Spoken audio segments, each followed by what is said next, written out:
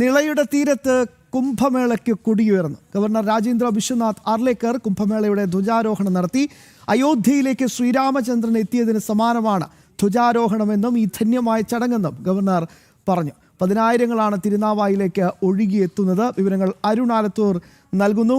അരുൺ, ഇനി നടക്കാനുള്ള പ്രധാനപ്പെട്ട ചടങ്ങുകൾ എന്തൊക്കെയാണ്? ഒപ്പം ഗവർണറുടെ സന്ദേശം, അതിലെ പ്രധാനപ്പെട്ട വാക്കുകൾ, അതും കൂടി ഒന്ന് പ്രിയപ്പെട്ട പ്രേക്ഷകരിലേക്ക്.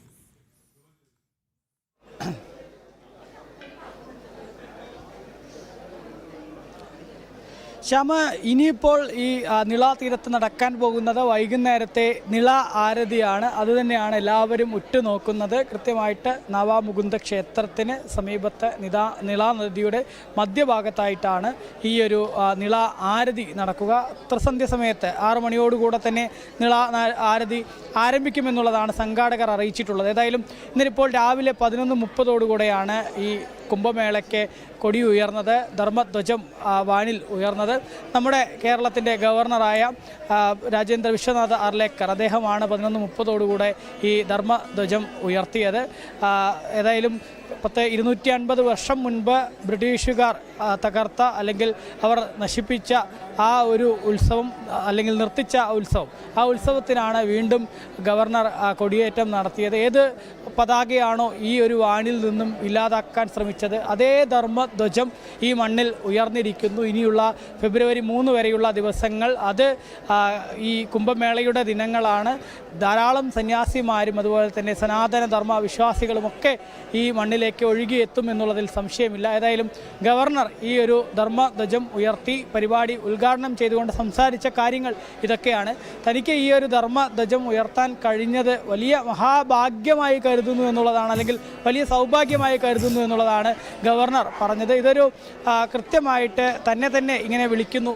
തന്നെ സംബന്ധിച്ചിടത്തോളം ഈ ധർമ്മധ്വജം ഉയർത്താൻ പോകുന്ന ഒരു വലിയ വ്യക്തിയല്ല താൻ വളരെ ചെറിയൊരു വ്യക്തിയാണ്. പക്ഷേ എങ്കിലും ദൈവാനുഗ്രഹത്താൽ തനിക്ക് ആ മഹാഭാഗ്യം ലഭിച്ചു എന്നുൾപ്പെടെ പറഞ്ഞുകൊണ്ടായിരുന്നു ഗവർണർ ആരംഭിച്ചത് അദ്ദേഹത്തിൻ്റെ പ്രസംഗം.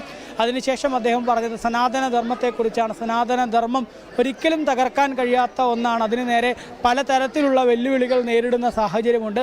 പക്ഷേ ആ സനാതന ധർമ്മം അത് എവിടെ നിന്ന് ആരംഭിച്ചു എന്നോ എവിടെ നിന്ന് അവസാനിക്കുന്നു എന്നോ അറിയില്ല, എങ്കിലും അതിങ്ങനെ തുടർന്നുകൊണ്ടേ ഇരിക്കും എന്നുള്ളതാണ്. നമുക്ക് ഈ ഒരു സനാതന ധർമ്മത്തെ നശിപ്പിക്കുക എന്ന് പറയുമ്പോൾ അതിന് പുറമേ നിന്നുള്ള ആർക്കും കഴിയില്ല, അത് നമ്മൾക്ക് തന്നെയാണ് കഴിയുക. കാരണം സനാതന ധർമ്മത്തെ ആചരിക്കാതിരിക്കുകയാണെങ്കിൽ, നമ്മൾ അത്തരത്തിൽ സനാതന ധർമ്മത്തിന് കൃത്യമായ പ്രാധാന്യം നൽകിയില്ലെങ്കിൽ അത് അത്തരത്തിൽ അതിന് വലിയ വെല്ലുവിളികളായിരിക്കും. അതിന് പകരം നമ്മൾ കൃത്യമായിട്ട് സനാതന ധർമ്മത്തെ ആചരിക്കുക, നമ്മുടെ കൃത്യമായിട്ടുള്ള പാരമ്പര്യത്തെയും സംസ്കാരത്തെയും ഒക്കെ മുറുകെ പിടിക്കുക എന്നുള്ളത് തന്നെയാണ് നമ്മൾ പ്രധാനമായിട്ടും ചെയ്യേണ്ടത് എന്നുള്ളതാണ് അദ്ദേഹം പറഞ്ഞത്.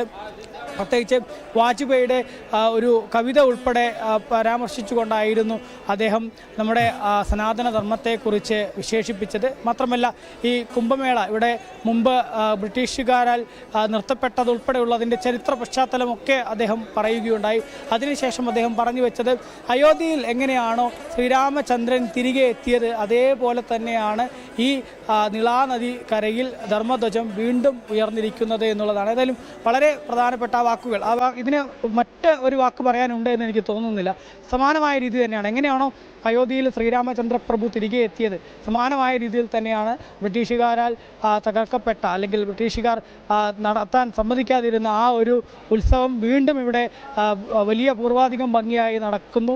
അതിൻ്റെ ധർമ്മധ്വജം ഏതായാലും ഇന്നിപ്പോൾ വാനിൽ ഉയർന്നു കഴിഞ്ഞിരിക്കുന്നു എന്നുള്ളത് എനിക്ക് തോന്നുന്നു നമ്മുടെയൊക്കെ അഭിമാനമാണ് നമ്മുടെ ഗവർണർ. കാരണം അദ്ദേഹം പറയുന്ന ഓരോ വാക്കുകളും കൃത്യമായി തന്നെ അത് അത്രയും അറിവ് ആ വാക്കുകളിലൊക്കെ അടങ്ങിയിട്ടുണ്ട് എന്നതാണ് ഏറ്റവും പ്രധാനപ്പെട്ട കാര്യം. അദ്ദേഹം ഹരിയേട്ടനെ പറ്റി പറയുമ്പോഴും പരമേശ്വർജിയെ പറ്റി പറയുമ്പോഴൊക്കെ അദ്ദേഹം ഒരുപാട് തവണ ഇവരുടെയൊക്കെ ഒപ്പം നടന്ന് അദ്ദേഹത്തിൻ്റെ ജീവിതത്തിൽ അല്ലെങ്കിൽ ഈ സംഘത്തിൻ്റെയൊക്കെ ഉത്തരവാദിത്തങ്ങളൊക്കെ നടക്കുമ്പോഴൊക്കെ അദ്ദേഹം ഇങ്ങനെ ഒരുപാട് ഭാഗ്യം ലഭിച്ചൊരു വ്യക്തി കൂടിയാണ്. അപ്പോൾ അദ്ദേഹം പറഞ്ഞ ഈ വാക്ക് വളരെ പ്രധാനപ്പെട്ടതാണ്. അയോധ്യയിൽ എങ്ങനെയാണോ പ്രഭു ശ്രീരാമചന്ദ്രൻ്റെ തിരിച്ചുവരവ് സാംസ്കാരിക ദേശീയതയും മുഴുവൻ ഭാരതത്തിനും വലിയ രീതിയിൽ ഉണർവ് നൽകിയ ഒരു പ്രധാനപ്പെട്ട ഒരു ധന്യമുഹൂർത്തമായിരുന്നു അത്.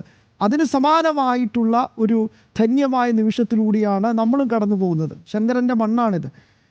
ഒരുപാട് നവോത്ഥാന നായകർക്ക് ജന്മം കൊടുത്ത മണ്ണാണത്. അപ്പോൾ സ്വാഭാവികമായിട്ടും ആ വാക്കുകൾക്കൊക്കെ ഒരുപാട് വലിയ ആഴത്തിലുള്ള അർത്ഥങ്ങളുണ്ട്.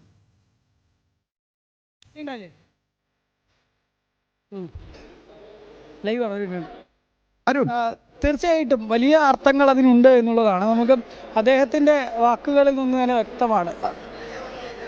ശ്യാം, തീർച്ചയായിട്ടും അത്തരത്തിൽ തന്നെയാണ് ഗവർണറുടെ വാക്കുകൾ ഓരോന്നും കൃത്യമായിട്ട് തന്നെ സനാതന ധർമ്മ വിശ്വാസികൾ അത് അനുഷ്ഠിക്കുന്ന ആളുകൾ ഓരോരുത്തരും കൃത്യമായിട്ട് അത് കേട്ട് അതിനുവേണ്ടി പ്രവർത്തിക്കേണ്ടതാണ് എന്നുള്ളതിൽ യാതൊരു സംശയവുമില്ല എന്നുള്ളതാണ്. പലപ്പോഴും എപ്പോഴൊക്കെയാണോ ഈ നമ്മുടെ സംസ്കാരവും നമ്മുടെ കൾച്ചറിനും ഒക്കെ നേരെയുള്ള വെല്ലുവിളികൾ ഉണ്ടായിട്ടുള്ളത്, അത് പലപ്പോഴും അദ്ദേഹം പറഞ്ഞ വാക്കുകളിൽ വളരെ സ്പഷ്ടമാണ്. അതായത് പലപ്പോഴും സനാതന ധർമ്മത്തിന് നേരെ ഉണ്ടാകുന്ന അതിക്രമങ്ങൾ, അതിൽ നമ്മൾ മറ്റുള്ളവരെ പഴിച്ചുകൊണ്ടിരുന്നിട്ട് കാര്യമില്ല എന്നുള്ളതാണ്. അതിൽ ആദ്യം നമ്മൾ ചെയ്യേണ്ടത് നമ്മുടെ വിശ്വാസത്തെയും നമ്മുടെ ആചാരങ്ങളെയും ഒക്കെ നമ്മൾ മുറുകെ പിടിക്കുക എന്നുള്ളതാണ് ഏറ്റവും പ്രഥമമായിട്ട് ചെയ്യേണ്ടത്. അങ്ങനെ മുറുകെ പിടിക്കുക മാത്രമല്ല, അത് അനുഷ്ഠിച്ചതിന് ശേഷം അത് നമ്മുടെ വരും തലമുറയ്ക്ക് പകർന്നു നൽകുക എന്നുള്ളതാണ്. ഈ കാര്യക്രമങ്ങൾ നമ്മൾ കൃത്യമായി ചെയ്യുകയാണെങ്കിൽ സനാതന ധർമ്മത്തിന് എപ്പോഴും ആ മൂല്യച്യുതി സംഭവിക്കാതെ അതെന്നും വലിയ രീതിയിൽ തന്നെ മുന്നേറും എന്നുള്ളതാണ്. അതിന് പകരം നമ്മൾ അതിന് നേരെ ഉണ്ടാകുന്ന വെല്ലുവിളികളെക്കുറിച്ച് മാത്രം പറഞ്ഞുകൊണ്ട് കാര്യമില്ല എന്നുള്ളത് തന്നെയാണ്. ഏതായാലും അത് വളരെ കൃത്യമായ ഒരു പോയിൻ്റാണ് എന്നുള്ളതാണ്. ഏതായാലും വാജ്പേയിയുടെ നേരത്തെ പറഞ്ഞ ഞാൻ കവിത ഉൾപ്പെടെ അദ്ദേഹം പറഞ്ഞ കവിത ഇങ്ങനെയായിരുന്നു: കാബൂളിൽ എത്ര പേർ പോയി, എത്ര പള്ളികളും മസ്ജിദുകളും തകർത്തു എന്ന് വാജ്പേയി ചോദിക്കുന്നു. ഹൃദയങ്ങൾ കീഴടക്കുകയായിരുന്നു നമ്മൾ ലോകം മുഴുവൻ ഉള്ളവരുടെ. ഈ പരമ്പര പുതുക്കിക്കൊണ്ടേയിരിക്കണം, ആരും അതിനെ ഭയക്കേണ്ടതില്ല. നമ്മൾ അവരെ എല്ലാം ഒന്നിച്ചു ചേർക്കുകയാണ്. അതാണ് നമ്മുടെ രാജ്യത്തിൻ്റെ പ്രത്യേകത.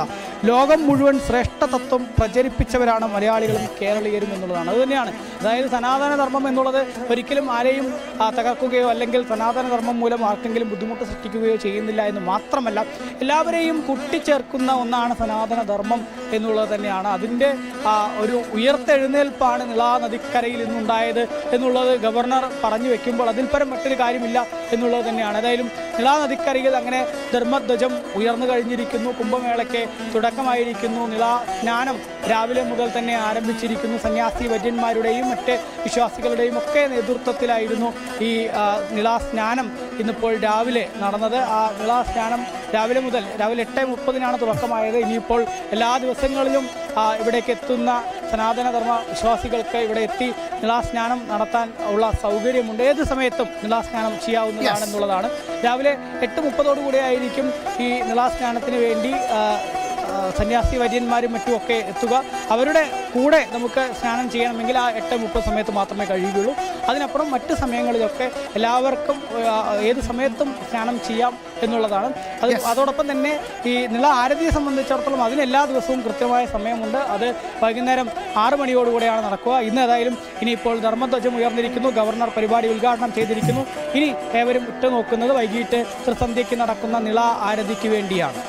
തീർച്ചയായും ഗംഗാ ആരതിയും സരയു യമുന ആരതികളൊക്കെ നമ്മൾ കണ്ടിട്ടുണ്ട്. ഇതാ നിളയും ഭാരതപ്പുഴയും നമ്മൾ പൂജിക്കുകയാണ്. സനാതന ധർമ്മത്തിൻ്റെ ഏറ്റവും വലിയ പ്രത്യേകതകളാണ് നദിയെയും പ്രകൃതിയെയും ഒക്കെ പൂജിക്കുക എന്നുള്ളത്. തീർച്ചയായും എല്ലാ കാര്യങ്ങളും തത്സമയം പ്രിയപ്പെട്ട പ്രേക്ഷകരിലേക്ക് ഞങ്ങൾ ടീം ജനം എത്തിക്കും.